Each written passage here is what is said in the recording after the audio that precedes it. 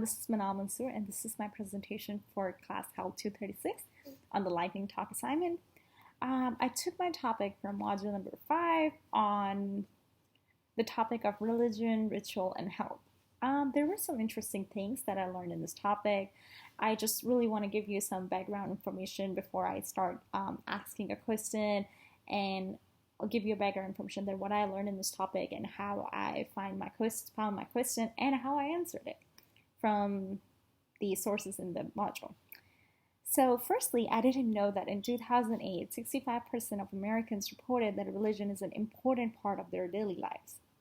As an immigrant, it is really interesting for me because in my country, on the television, the most part that they highlight is always that how hip hop America is, how much freedom. They will most likely show the New York city and how lights, how people are drinking.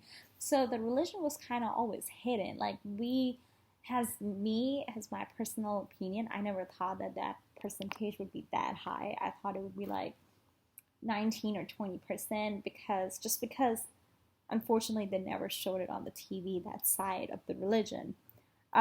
Secondly, the other most important or interesting part I found was the topic of dietary practices with possible effects on health, such as prohibition of certain food in order to maintain good health.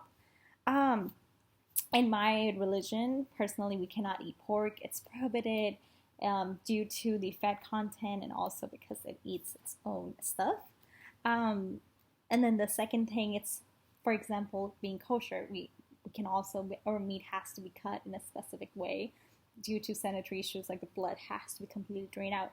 And that really clicked me when I read this topic because it is to better health practices. We all know that pork has so much fat in it, not to be mean or anything. It's like to be respectful to everybody who eats pork, but it does have a lot of fat and it's just not good for your body.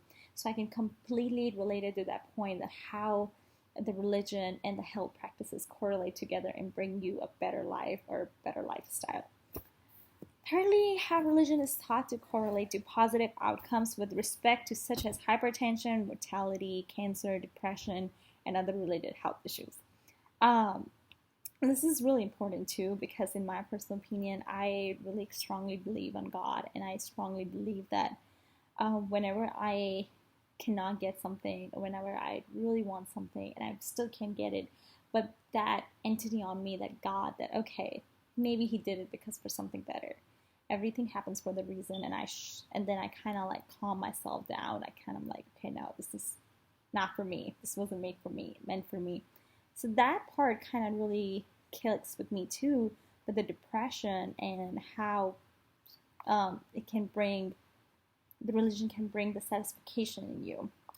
Also, when I was reading this module, it really made me ask this question that how big of effect a religion can bring on a person's life, personality, and behavior. I wonder why people with strong belief on religion are so satisfied because they have a faith on belief that there is always going to be someone with them in their good or bad times, either they want it or no.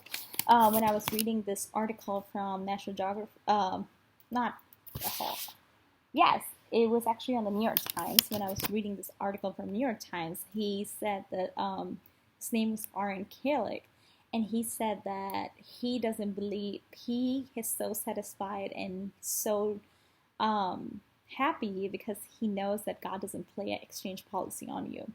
He knows He will be always there no matter what. He needs Him or not need Him. That God is not going to ask you, oh, do this for me and then I'll do this for you. He will be there no matter what, always with you. Also, to answer my question, when I was reading in the module, one of the topic from the clinical implications on religion of ritual beliefs that the religion and spirituality is associated with both mental and physical health.